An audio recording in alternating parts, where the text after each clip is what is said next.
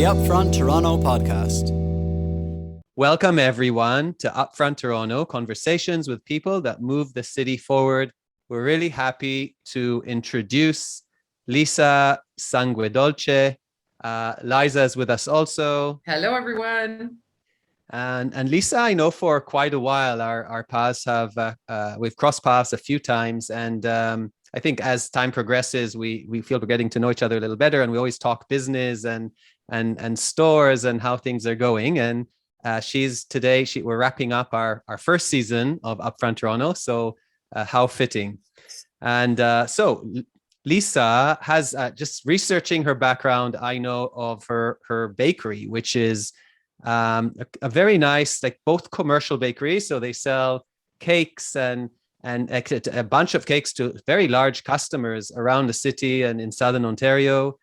They also do corporate events. They do cake lessons and cupcake lessons and decorating. And I'm probably missing a bunch of things, Lisa, but that's what I do it on purpose. So you can, I give you a lot more to talk about.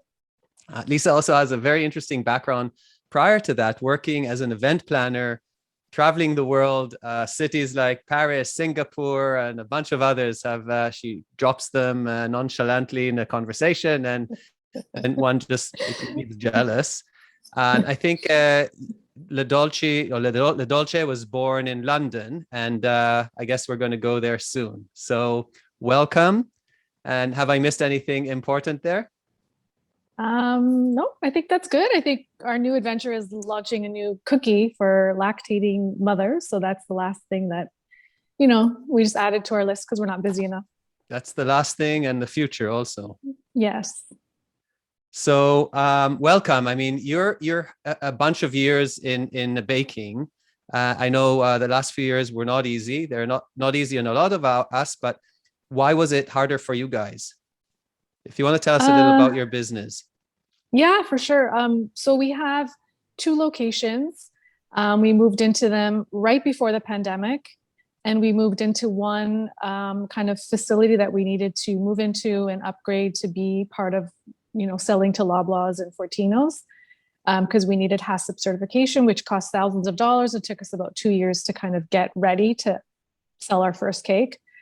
So we moved into that, and then we found our space in the Junction for our classroom because we were growing out of our little space on Dundas across from Trinity Bellwoods. And that was, a complete reno and retrofit. And on top of that, I had just had my son. So it was kind of like a trifecta of fun all at the same time. And as soon as that happened, then the pandemic hit right when we were delivering our first cakes to Loblaws after 3 weeks. So it's kind of been super tough. And then our classroom, which was, open 7 days a week with public and private events and kids parties and adult parties and corporate team building, that closed for a full year. So it was kind of like everything came crashing down, and I still had a toddler and tried to, keep my head above water. And, if I didn't have a kid, I could probably sleep for a couple of weeks and just hibernate. But I had to kind of, pick myself up every day and keep moving. Lisa, I can't imagine just everything you described on a normal day, minus kid, minus pandemic, has definitely for us been extremely stressful. So, you're getting through it. That's outstanding. And not only that, you're kind of aiming at a new future. But we'll get to that. I want to go to the kind of the beginning of the bakery. And you were traveling the world, having a good time. I think you were enjoying what you're doing. And if you can just describe that. And then when was the moment that you knew you want to open a bakery? That's the kind of your new path. Yeah, I was traveling and working abroad in England and across Europe. And I loved my jobs. I loved my clients. I loved my coworkers. But I had worked for 3 terrible bosses in a row that I will write a movie one day because it was so ridiculous, the things that happened to me on business trips, in the office. And what were you doing, Lisa? Sorry to interrupt. What were you doing? I was a PR consultant. Okay. Yeah. Okay. So I was working for big brands, launching them. I was working on the World Cup in South Africa. Wow. I was traveling to all these different countries to open new offices and just kind of launching big products, big brands, like working with American Express, Wimbledon, just did big campaigns. So my last job, I got quit fired, like I say, and I had a package. And I was the first time where I had time off, no job, and like money to kind of, do what I wanted. And my girlfriend was like, what are you going to do? And because I've, worked since I was, 10 years old with my dad and, whoever. And I was like, well, why don't I make your wedding cake? And she was like, what? You don't cook, you don't bake. And I was like, well, I got time, because I've always been like an eternal optimist, which I currently still am. And I kind of started researching, and I fell in love with baking cakes and decorating and classes. And I took classes, and I went to cake trade shows. And you know what you do when you fall in love with a passion, you buy a million tools and pots and pans, and you buy everything. And I started baking out of my kitchen. Okay, you told me, Lisa, you made the cake for your friend, not knowing how hard it would be. And then people just started calling you, right? Or they saw that you made that cake? Yeah, at the wedding, like I was covered in flour because the commercial kitchen at the venue said I could use their kitchen, and I had never transported cakes before. So I like bought butter in a black cab in London on the way to this posh venue, like across from Buckingham Palace. Me and her cousin from India were in the basement, and the pastry chef was like, you know how to use the equipment, right? I was like, yeah, because I was always like, yes, just always say yes. And we didn't know how to use the equipment. So like the icing sugar exploded everywhere. We were in our aprons. She was walking down the aisle, and they're like, you have to go up. She's walking down the aisle. So me and her to the venue, and like watched her walk down the aisle covered in flour. And she just like looked at us like, what? And we were like, keep walking. And this is with a so cake in your hands into the venue. No, this was the cake still in the basement. No, we made the cake on site, which no one ever does. It was totally like flying by the seat of our pants. And then at the wedding, I was like, this is so great. Do you make cakes? And I was like, yeah. And I was like, no. But because I was in. So what went up through your mind after that? I mean, that was did you consider it a success or a hot mess, or what did you think? What did you think, and what messages were you getting from people around you? Is she frozen? Yeah, her line. Okay. Lisa, your line is so. Yeah. You're kind of freezing now.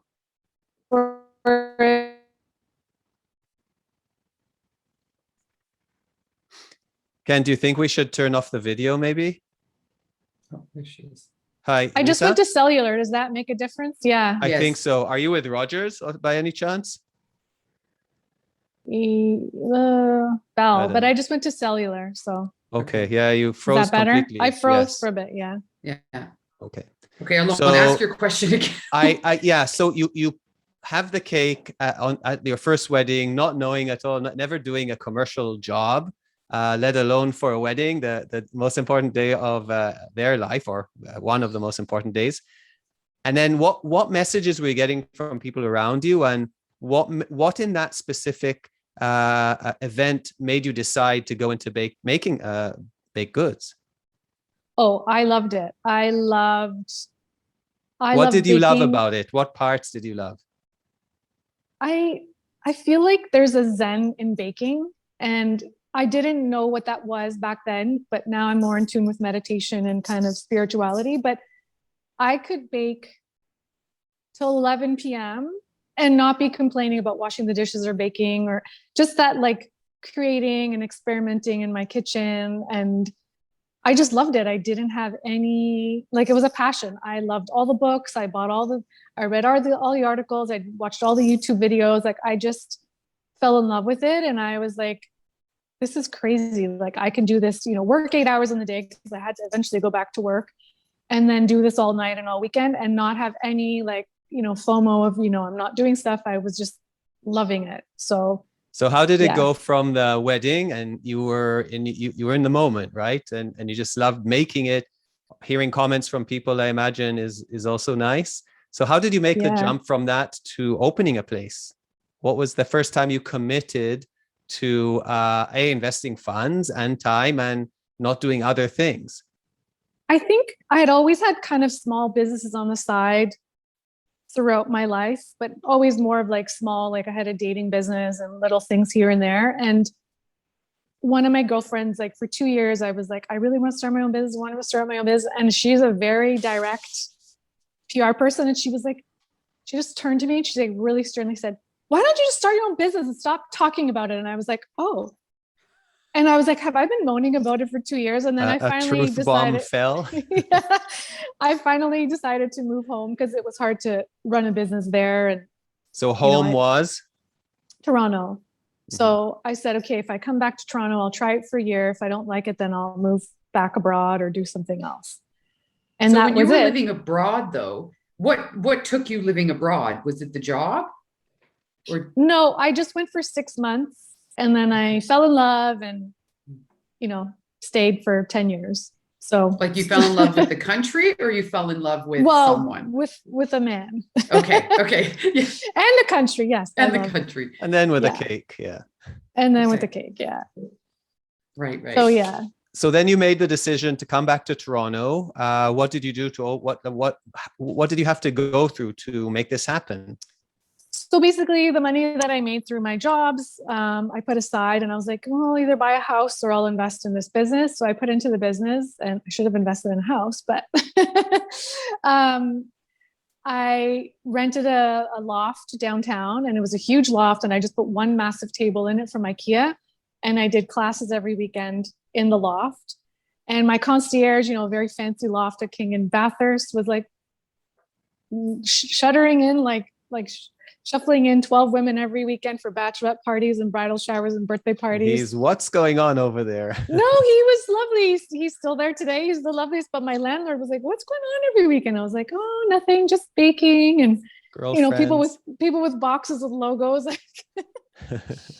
So after 6 months, he's like, I think you're running a business, which is illegal. And I'm like, I know, I'm leaving. I just want to test the concept. So I found the spot at Trinity Bellwoods at, Ossington and Dundas, and I got this gigantic space without a business plan or much organization. I thought I would just do classes, but because I had this giant space, I was like, well, how am I going to supplement the income when I'm not doing classes?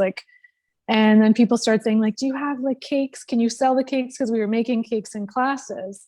So I was like, of course I sell cakes. So I hired a cake baker and a cake decorator. And then like, do you do wedding cakes? I was like, of course I do wedding cakes. So I hired. I'm beginning to see a theme here. Do you know the word no? Yeah. So yes. Yeah. So it was kind of good because the cakes, were higher in some seasons and the classes were higher in some seasons. So it was a very good business that, each side complemented each other on the times where each side were quieter or busier. Mm-hmm. So that's how we kind of grew. So starting, you seem to be a very optimistic person. I like that. That's so key to business people, that knowing or having faith that things will succeed and then being able to invest everything you have in the business, right? Like you said, you could have bought a house, which is, I think the most secure thing, at least in Canada, one can do, and guarantee to make money. Or a business is exact the opposite, but you're optimistic, so you went with that. Yeah, I think that's the key. So to entrepreneurs and successful entrepreneurs, because even going through bad times, you still see the positive and what can work. So so so now you're running a business at Ossington and Dundas, and it's beginning to work. You're selling products. What was the next big thing? And that's one question. And secondly, who did you surround yourself with in order to grow and in order to succeed? Yeah, I think, I joined some women's group and some mentorship groups, and I met you and Jason and Saul, and I found that I could think bigger.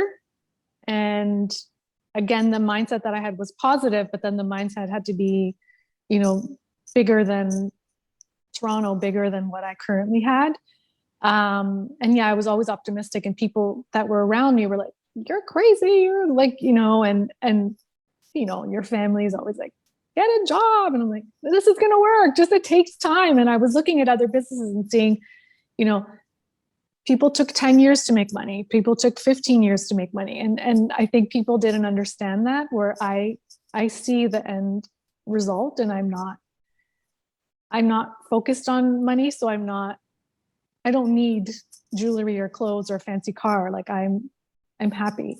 So in the business, what was the next step after you opened that store? Was the Loblaw thing kind of, how did that happen? It was definitely going wholesale. And I kind of had a business mentor and I kept saying, I really need to be in wholesale. I really need to be in pusaterias. I really need to be like, and I was like Oprah, manifesting. And literally the Monday, Jenna, who's still a friend of mine, she was the buyer at pusateria. She's like, can I talk to you about your cakes? We love them and we want to sell them. And I was like, what?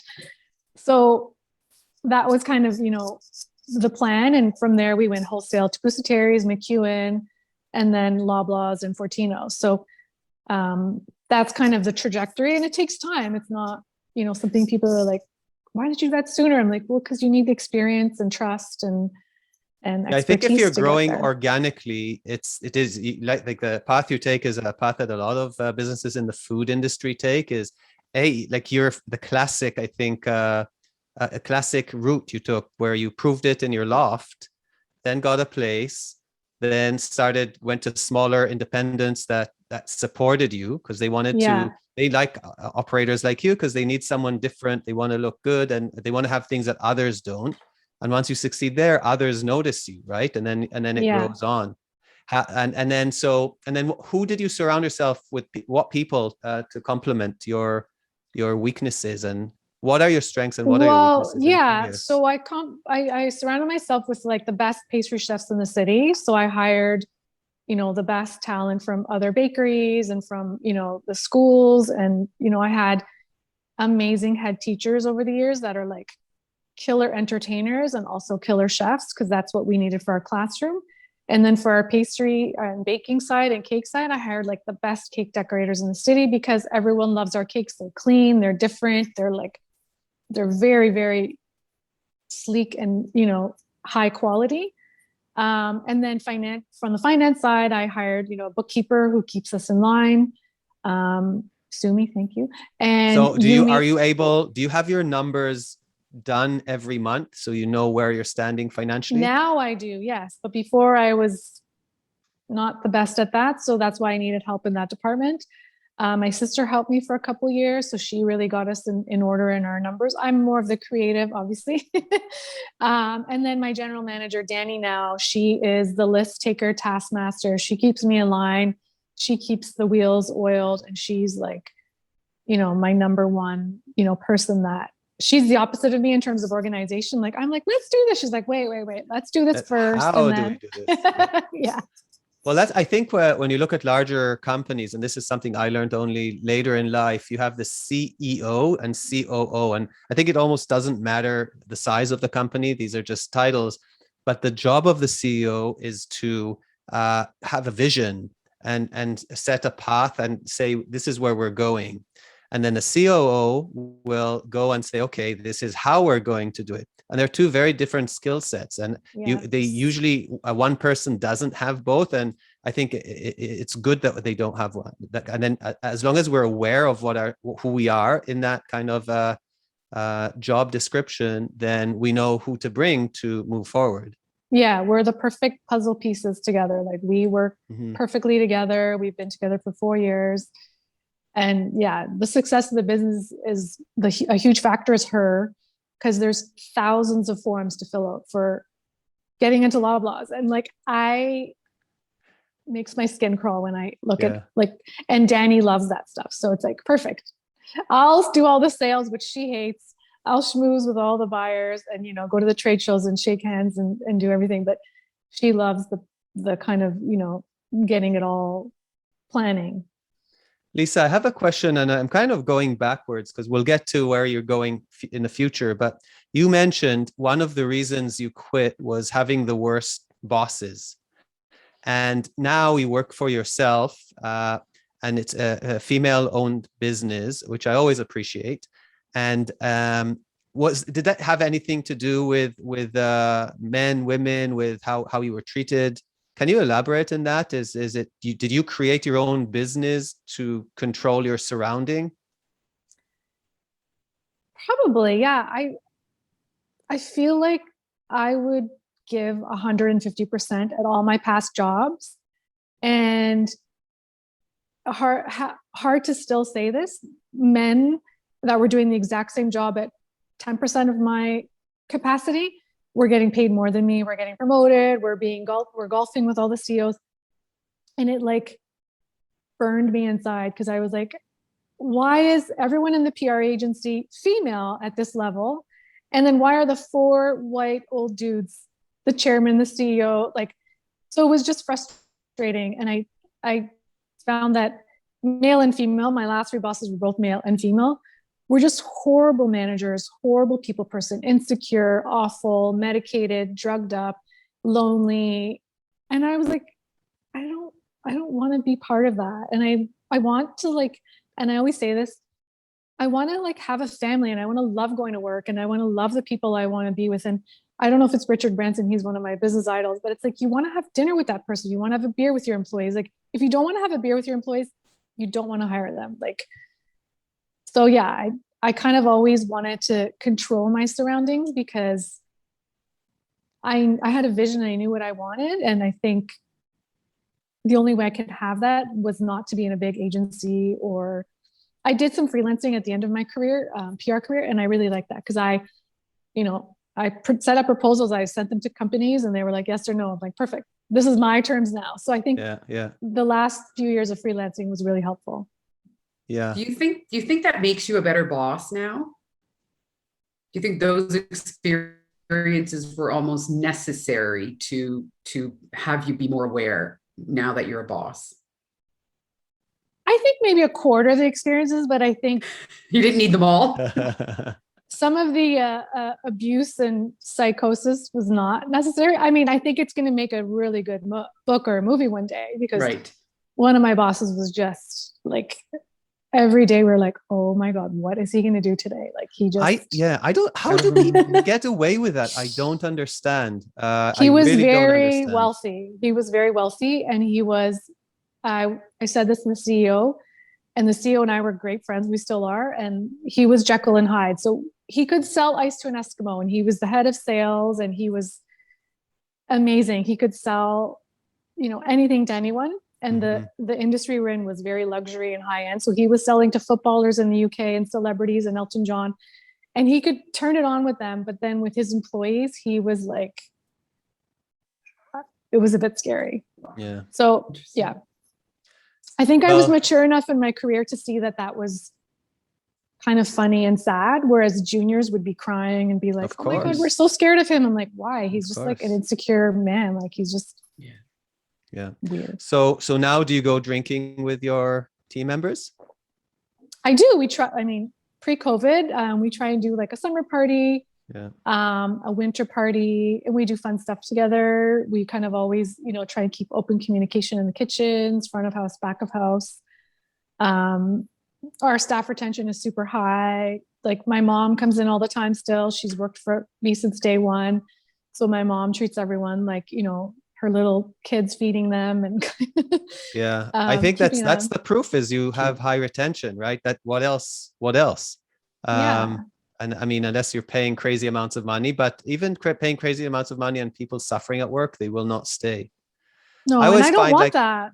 No, it's, I find that for us also, the whole thing of going for like people who worked with us, there was always this balance of being able to go and drink later at night, but when you go in the morning, we're all working. We're working, yeah. And people who didn't know or weren't able to keep that balance, that work-friendly kind of balance, they just didn't fit the company and our and then they had to move on or it just wouldn't work.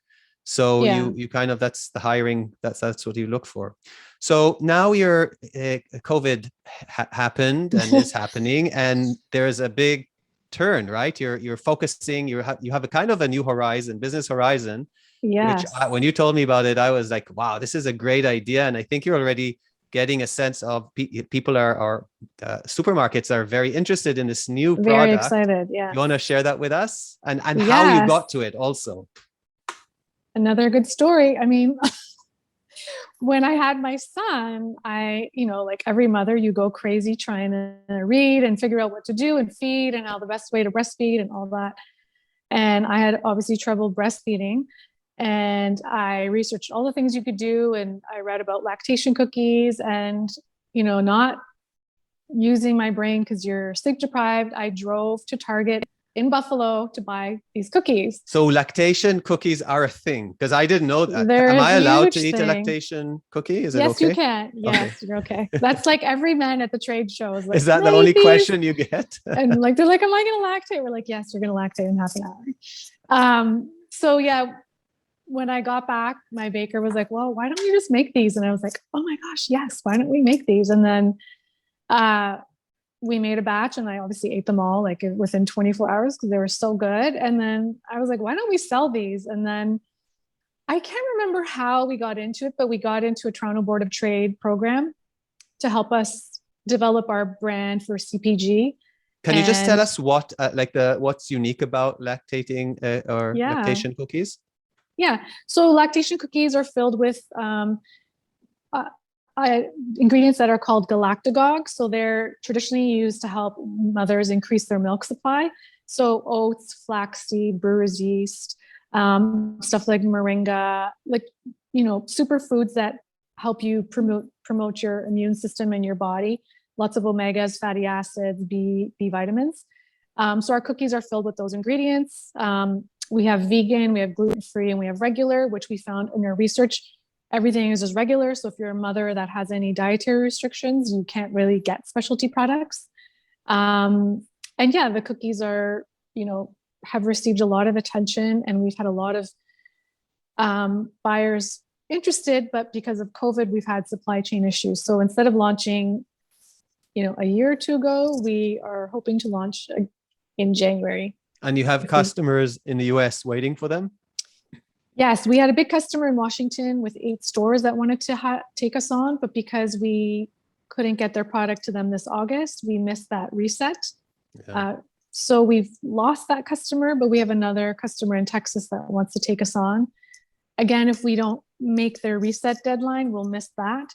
So it's been amazing highs and lows because we're getting the attention and orders, but we can't turn the machines on because we don't have an ingredient. Yeah, and I think it goes back to what you said earlier with when the friend said you see where where you want to go, and in wholesale, for instance, you have to hit those. It's once a year they'll decide what goes on the shelf for the year, right? And every year they evaluate it. So you miss that time, it's a year. You're in trouble. We lost when you have a storefront.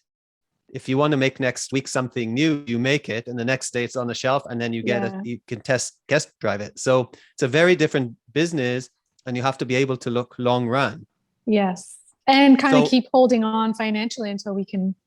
Of course, yeah. You need deeper pockets. So in your case, you have the store or the local business supporting your growth attempts of growth, right? Yeah, and we have a lot of government grants. So there's a lot of government grants for starting a new consumer product. So we've been lucky enough to apply for those and get some funding. So Lisa, where do you see the business in 5 years? Oh my gosh. I just did this activity with another Sod from, do you know Sod? I know Sod well. Yeah. So your vivid vision for the next 5 years. It's hard because COVID really gave us a punch. So I see the lactation cookies being, on the shelves in Canada, easily available. So mothers don't have to drive or go to specialty food stores. So I want to see them on, Rexall, Shoppers Drug Mart shelves. Well.ca are interested right now. They're ready to order. We're still processing, waiting for our ingredient. I see us being kind of international with the cookies, US. We have some interest in Europe. And so you were able to sell them in Europe. They have a good shelf life. They travel well. Yes. And under what brand will they be sold? Same brand? They're called a lactation cookie company. Yeah. Okay. So it's not under the Dolce. No, It's its own company. It's a separate company. And now that my son is in the toddler stage, trying to eat every sweet cookie, that I make at the bakery, we're developing a toddler cookie, which is good for kids, filled with again, sneaking in all the flax and vitamins, and chocolate chips too, but making it a healthier in all the good stuff. Yeah. Will you sneak in some broccoli into that? No, because I tried one of those kids' cookies with broccoli and it was gross. So I didn't like that. I'll just put flax, like the stuff that doesn't taste good, like fill it with flaxseed. I put it on everything. And even my son's like, Mommy, flax. I'm like, yes, please sprinkle that on your Well trained. pasta. Yeah, he tells me now when I forget. So I see that our classroom is slowly going back to normal. I mean, the goal for the classroom is to, be busy 7 days a week again. We have an amazing head chef, Amanda, who's creating amazing programming. Bonnie Gordon School, which was a uber elite cake decorating school, closed, and we want to fill that gap and create programming that people flew all around the world to come to our school. So we have Amanda now, who's an amazing cake decorator, pastry chef, and chef in general. So she's curating these amazing courses, but we're just having trouble getting people physically back in the space. So you're getting opportunities also where businesses that didn't survive, you are able to grow within. Not that it's great, but it's a fact of life. And yeah, we're slowly trying to fill that gap, and we're doing master classes and kids camps and adult boot camps. And we're hoping that in 2022 they're all in person again, because it's easier to learn hands-on versus virtually. Yeah. And then with our baking, bakery, it's such like the in-house kind of seeing the dough, touching the dough. It's really hard to do long distance. And so I'm sure things will get back, and they are already somewhat. I should come to one of your classes. You should come with your kids or whoever. Yeah, I should. Okay. Bring Liza. Yeah, I'd be in. My God, that sounds like fun. So where do you get your inspiration, Lisa? Where do you get these ideas? I mean, it's a group. I would imagine it's a group and team effort too, but where do you get your inspiration and get you going and continues to keep going? I think because I trained and learned from a few schools in the UK. Like I love, and you might not know, but Prue Leith, she's on the Great British Baking Show. I love what she does. I went to her school. My sister and I took a course there. I love what they've done because they started with a small school in London, and now they're kind of grown over the last, 20 years. So I love all the stuff she does. There's another course that I took in South London, a woman there that does cake decorating. I love her style. And so those are kind of people that I model myself on, people that I studied with or trained with in the UK. Right. And then just kind of my brain, I don't know. Right. So I guess my question also is about like, where do you, because it doesn't sound like you have a lot of downtime. So do you enjoy downtime, or does it seem like more of you want to fill it, or does it help you create? Because sometimes if you have downtime, it just allows for space, and then other things sort of kind of come in. No, I treasure my downtime. I'm kind of an introvert extrovert. I love my quiet time. I love meditating, and I find that on my downtime or my days off, that's when my brain refuels with ideas. So Danny and my team know if I'm quiet for a few days and I've taken a few days off, I come back and I'm like raring plans and ideas and charts and so I value my downtime. And there is downtime. I mean, having a toddler, there's not a lot. Right. But it's getting better now that daycares are open again, and we're getting to more of some form of normality. Yeah. Right. But there wasn't a lot of downtime in the last 2 years. It was very stressful. Right. So you mentioned too that, and then you mentioned this earlier, that, your spirituality and your meditation, at what point did that come in? Like, was it necessary for that to come in, or how did that happen? I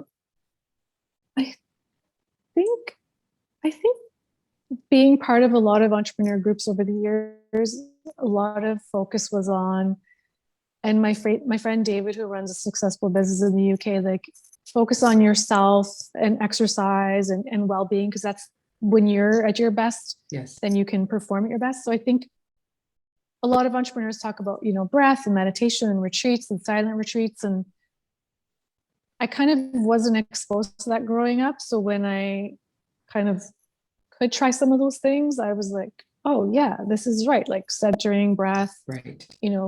Grounding yourself, space to breathe. And yeah, I found that I mean, when the pandemic hit, I would meditate twice a day because that was the only time I could feel like I could catch a breath because I was so anxious. Yes. So yeah, I can't really pinpoint the time, but I think, meeting people like Alon and Saul and Jason and all those people from that. So that Lisa, I have entrepreneur group.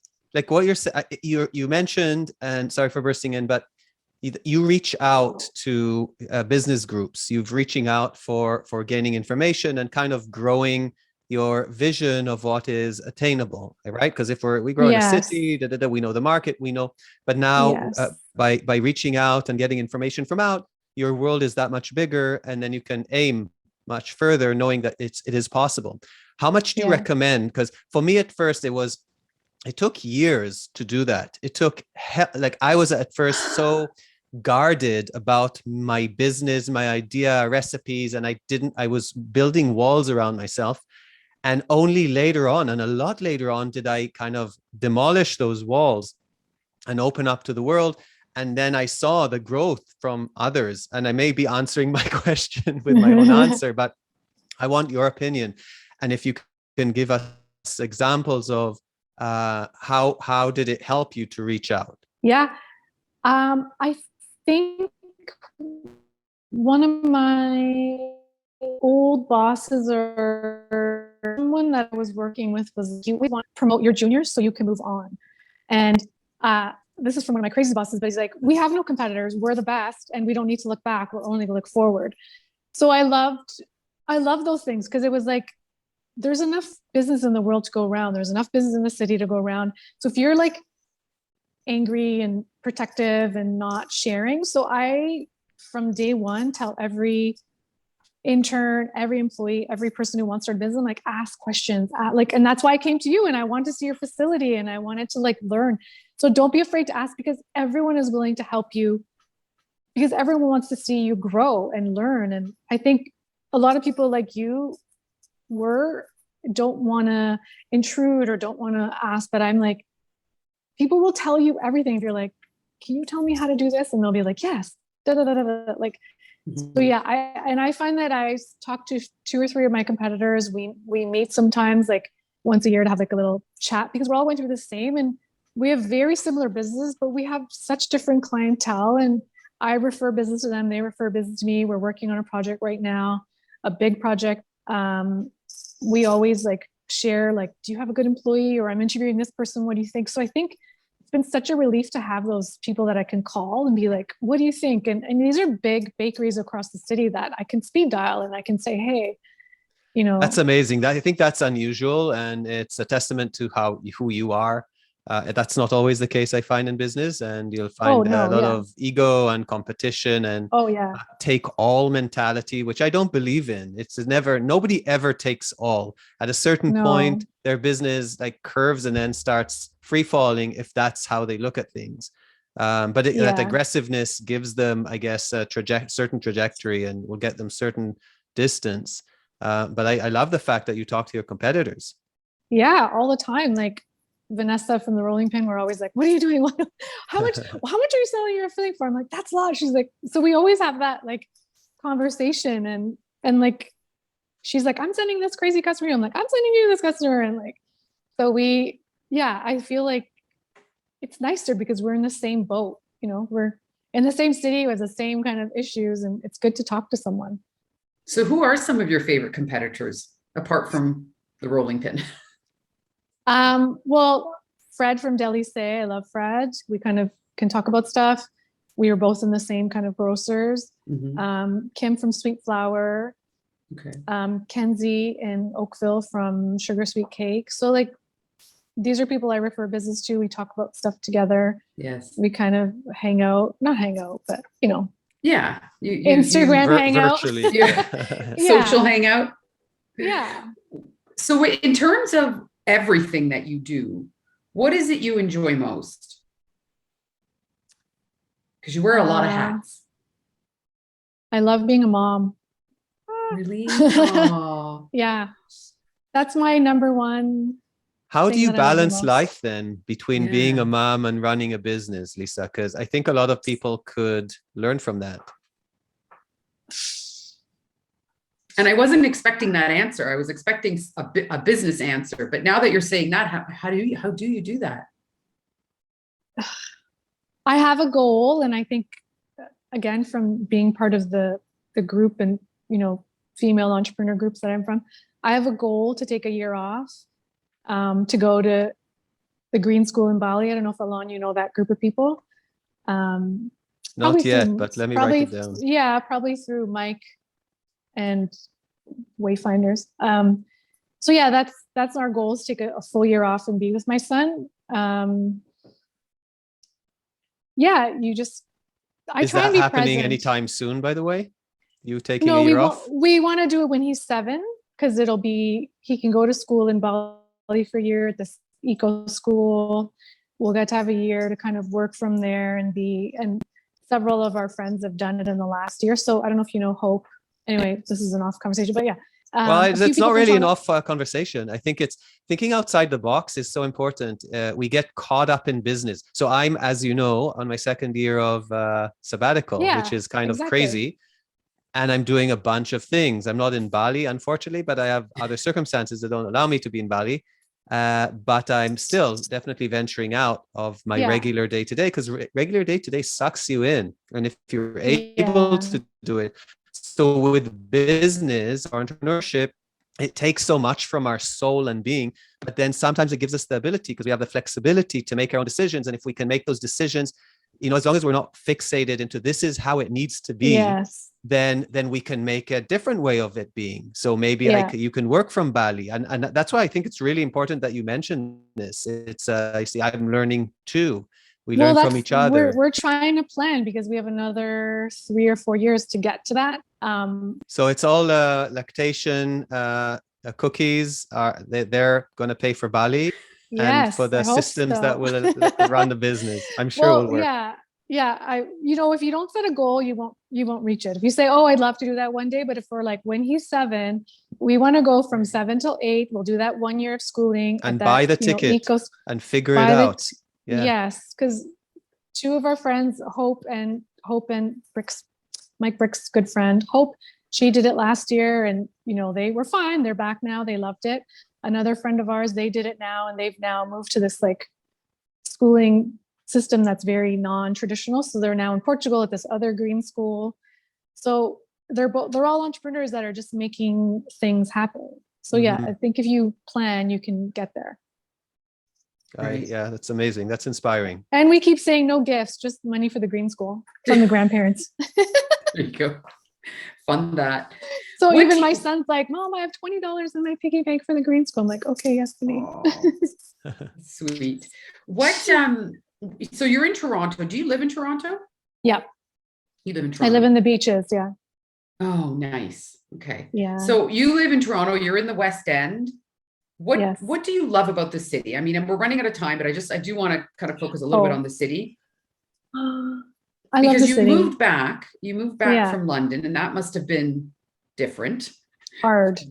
Yeah. For the first year, I hated it. I was like, I hate this place. What do I love about the city? The people. Yeah. I love the food scene. I mean, I still haven't eaten at all the restaurants that I wanted to eat at. I love all the green space. I've always wanted to live by the water. That was a goal of mine. And then I live by the water now. Right. So it's a huge thing that I can pick up my son from school, walk to the beach, spend a half an hour there running around, and then, come home and make dinner. So I think the city has such a great vibe. When I lived downtown at King and Bathurst, it was like living in New York City, but not. It was just so cool and fun. Yeah, just fun. There. Yeah. We have the best restaurants, bars, spas, just we do stuff. Okay. Yeah, we do. Yeah, we're not bad. So the weather, is questionable in the winter, but yeah. Well, I've just come to really, because I lived in London for a couple of years as well, and I spent some time on cruise ships. So I was in the Caribbean, and what I ended up loving about just Toronto and Canada, because Toronto is really where I grew up, and is the seasons. I missed the seasons when I didn't have them. And that's one thing that and so even though winter is long sometimes, yeah, it's something that I now look forward to. And maybe it's because it was taken away that Wow. I now cherish it more.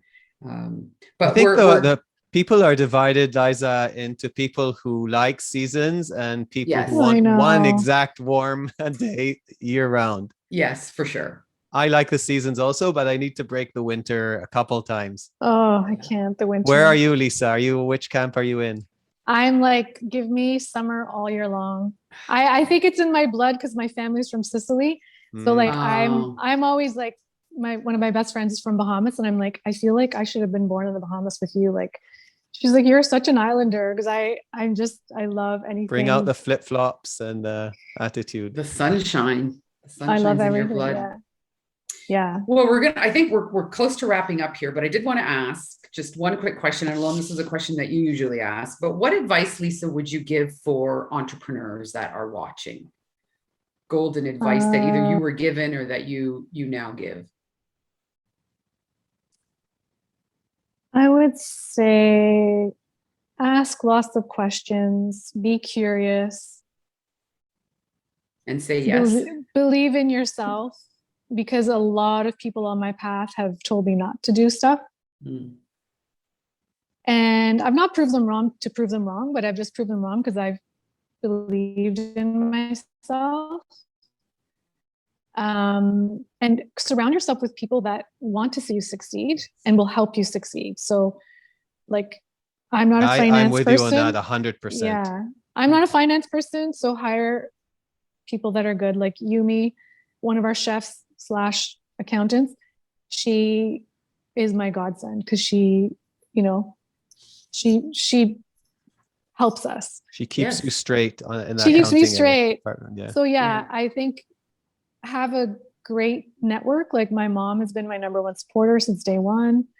My partner, my family, my sister, everyone's always been my cheerleader, even at the lowest of lows. Like it's easy for them to say, just quit, just stop. Like, but they've always kind of just given me a hug and let me cry on their shoulder. So yeah. And I think even my team has been that supportive, like, because there's been a lot of tears visually in the bakery for the last few years. Right. And You're making everyone, a turn though.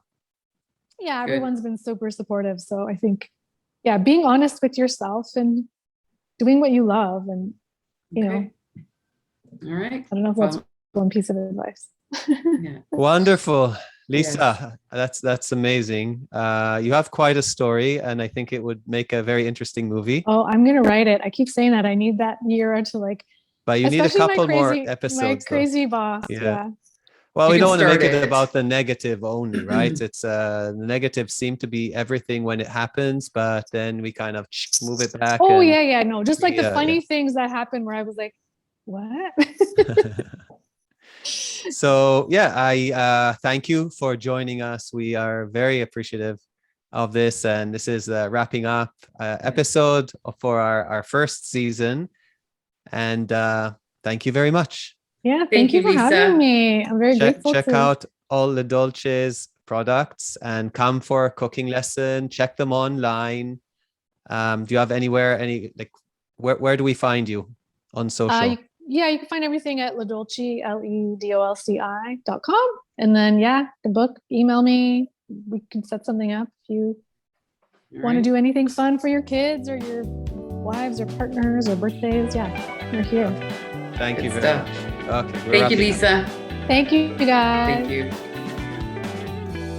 The Upfront Toronto podcast.